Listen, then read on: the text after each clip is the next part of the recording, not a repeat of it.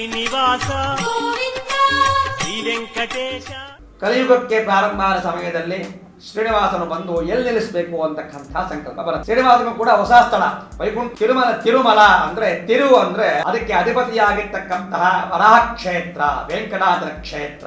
ಇಲ್ಲಿ ನಮ್ಮ ದೇವಾಲಯ ನಿರ್ಮಾಣ ಆದ ಮೇಲೂ ಕೂಡ ನಿನಗೆ ಫಸ್ಟ್ ಮೊದಲನೇ ನೈವೇದ್ಯ ತಿರುಮಲ ಯಾತ್ರೆಯಾದಂಥ ಸಂಪೂರ್ಣ ಫಲ ಎಲ್ಲ ಭಕ್ತರಿಗೂ ಸಿಗತ್ತೆ.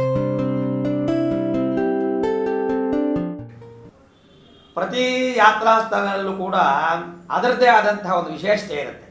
ನೀವು ಭದ್ರಾಚಲ ತಗೊಳ್ಳಿ, ಪೂರಿ ತಗೊಳ್ಳಿ, ರಾಮೇಶ್ವರ ತಗೊಳ್ಳಿ, ಕೇದಾರ್ನಾಥ್ ತಗೊಳ್ಳಿ, ಯಾವುದೇ ತಗೊಳ್ಳಿ, ಅದರದ್ದೇ ಆದಂತಹ ಕ್ಷೇತ್ರಗಳಲ್ಲಿ ಅದರದ್ದೇ ಆದಂತಹ ಒಂದು ವಿಶೇಷವಾದಂತಹ ಸ್ಥಳ ವಿಮರ್ಶೆ ಇರುತ್ತೆ. ಅದೇ ರೀತಿಯಾಗಿ ತಿರುಮಲದಲ್ಲಿ ಕೂಡ ಕಲಿಯುಗಕ್ಕೆ ಪ್ರಾರಂಭ ಆದ ಸಮಯದಲ್ಲಿ ಶ್ರೀನಿವಾಸನು ಬಂದು ಎಲ್ಲಿ ನಿಲ್ಲಿಸಬೇಕು ಅಂತಕ್ಕಂಥ ಸಂಕಲ್ಪ ಬರುತ್ತೆ. ಬೇರೆ ಜಾಗಕ್ಕೆ ಹೋದಾಗ ನಮ್ಮ ಅಡ್ರೆಸ್ ಬೇಕು, ಫೋನ್ ನಂಬರ್ ಬೇಕೆಲ್ಲ ಬೇಕಲ್ವಾ. ಅದೇ ರೀತಿಯಾಗಿ ಶ್ರೀನಿವಾಸನು ಕೂಡ ಹೊಸ ಸ್ಥಳ ವೈಕುಂಠ ತನ್ನದೇ ಆದಂತಹ ಸ್ಥಳ. ಅದನ್ನು ಬಿಟ್ಟು ಬಂದಾಗ ಭೂಮಿಯ ಮೇಲೆ ಕಲಿಯುಗದಲ್ಲಿ ಎಲ್ಲಿ ನೆಲೆಸಬೇಕು ಅಂತಕ್ಕಂತಹ ಒಂದು ಸಂಕಲ್ಪ ಮಾಡಿದಾಗ ತಿರುಮಲ ಅಂದರೆ ತಿರು ಅಂದರೆ ದ್ರಾವಿಡ ಭಾಷೆಯಲ್ಲಿ ಪವಿತ್ರವಾದಂತಹ ಸ್ಥಳ. ತಿರು ಅಂದರೆ ಪವಿತ್ರ, ಮಲೈ ಅಂದರೆ ಬೆಟ್ಟ. ಪವಿತ್ರವಾಗಿರ್ತಕ್ಕಂತಹ ಬೆಟ್ಟ ಯಾವುದು? ತಿರುಮಲೈ. ಯಾವುದಪ್ಪ ಕ್ಷೇತ್ರ ಅಂದಾಗ ಅದಕ್ಕೆ ಅಧಿಪತಿಯಾಗಿರ್ತಕ್ಕಂತಹ ವರಾಹ ಕ್ಷೇತ್ರ, ವೆಂಕಟಾಚಲ ಕ್ಷೇತ್ರ ಅಂತೀವಿ ನಾವು.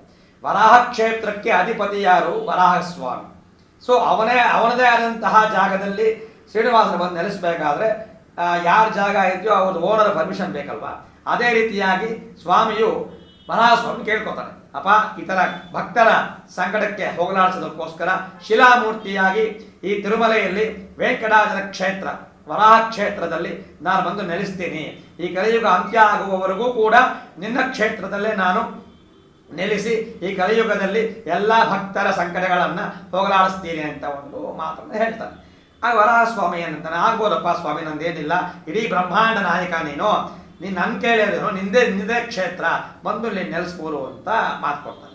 ಆ ಮಾತು ಕೊಟ್ಟ ನಂತರ ಸ್ವಾಮಿ ಏನಂತಾನೆ, ಅಪ್ಪ ಇದು ನಿಂದೇ ಕ್ಷೇತ್ರ ಆಗಿರೋದ್ರಿಂದ ಇಲ್ಲಿ ನಮ್ಮ ದೇವಾಲಯ ನಿರ್ಮಾಣ ಆದ ಮೇಲೂ ಕೂಡ ನಿನಗೆ ಫಸ್ಟ್ ಮೊದಲನೇ ನೈವೇದ್ಯ, ಮೊದಲನೇ ಗಂಟೆ ಬರ್ತಕ್ಕಂತಹ ಭಕ್ತರು ಎಲ್ಲರಿಗೂ ಕೂಡ ನಿನ್ನ ದರ್ಶನ ಆದ ನಂತರನೇ ನನ್ನ ದರ್ಶನ ಮಾಡಿದ್ರೆ ಮಾತ್ರ ತಿರುಮಲ ಯಾತ್ರೆ ಮಾಡತಕ್ಕಂತಹ ಫಲ ಎಲ್ಲ ಭಕ್ತರಿಗೂ ಸಿಗತ್ತೆ ಅಂತ ಒಂದು ವರವನ್ನು ಕೊಡ್ತಾನೆ.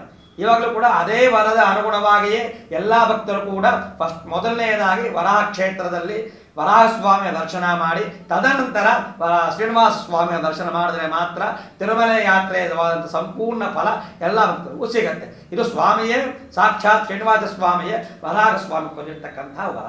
ಅವನದೇ ಕ್ಷೇತ್ರ ಆಗಿರೋದ್ರಿಂದ, ಅವನೇ ಯಜಮಾನ ಆಗಿರೋದ್ರಿಂದ ಬೆಳಗ್ಗೆ ಕೂಡ ಅಷ್ಟೇ. ಇವಾಗ ಎಲ್ಲ ಕೈಂಕರ್ಯಗಳಲ್ಲಿ ಮೊದಲನೇ ನೈವೇದ್ಯ ವರಾಹಸ್ವಾಮಿಗೆ ಮಾಡ್ತಾರೆ, ತದನಂತರನೇ ಸ್ವಾಮಿಗೆ ಮಾಡ್ತಕ್ಕಂಥದ್ದು ತಿರುಮಲ ಕ್ಷೇತ್ರದ ಸಂಪ್ರದಾಯ.